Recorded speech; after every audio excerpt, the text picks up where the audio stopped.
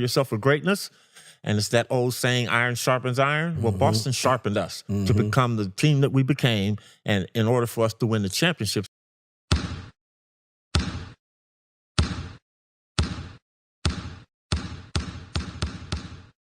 Michael Cooper and Byron Scott are two notable figures in NBA history, particularly for their contributions to the success of the Los Angeles Lakers during the 1980s.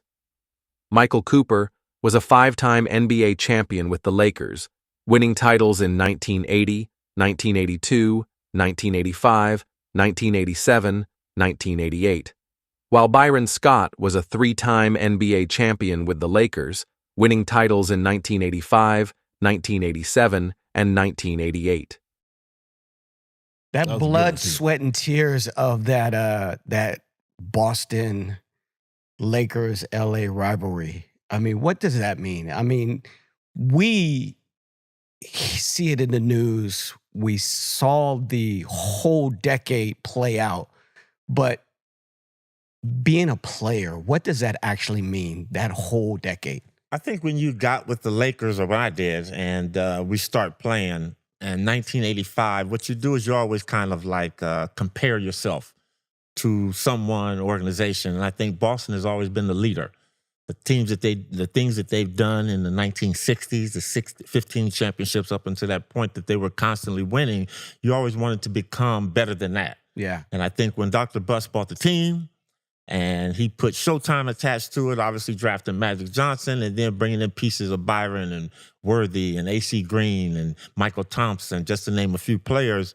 Then we started realizing that our organization could be just as good as theirs and as competitive. And that's when that's what it meant to me, was to kind of compare yourself for greatness. And it's that old saying, iron sharpens iron. Well, Boston sharpened us to become the team that we became, and in order for us to win the championships that we did. So it was always very, very competitive. I know, and I'm going to let Byron tell you this. Every year when we came in training camp, our job was, let's get to the finals because we want to see Boston. Yeah. We didn't want to see anybody else. Wouldn't you agree, B? Oh, absolutely. I mean, I think it was, across the line. We all knew that we wanted to get to the finals because we wanted to play Boston. We all knew that Boston, or we had that monkey on our back because they were dominant back in the day, where, like you just said, with Jerry West and Chamberlain and Baylor, they couldn't get past those guys. So we were carrying the weight of all those guys on our shoulders. Yeah. So every training camp that we went into, it was win a championship, and hopefully we got Boston there to beat them. So that's how we kind of looked at it, which was great, because I think it's great when you have rivalries like that, because it does make the league better. And we truly, truly hated each other. We couldn't stand them. They couldn't stand us. We thought they were dirty. They thought we were flashy. It was the perfect contrast of basketball, when we played them, and I think it can't be a true rivalry, when guys are kissing each other and, and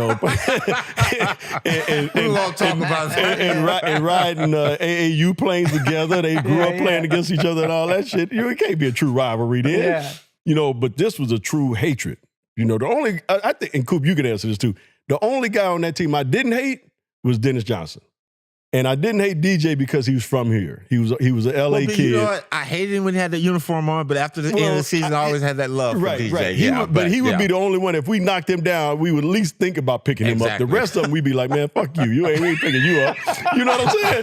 I mean, but DJ was such a cool dude, but he was a Celtic, so we couldn't stand him at that particular time. But I think the rivalry was great for basketball. Magic and Bird, I said this a long time ago, when they came into the league, it rejuvenized the whole NBA. They saved the league. Yeah.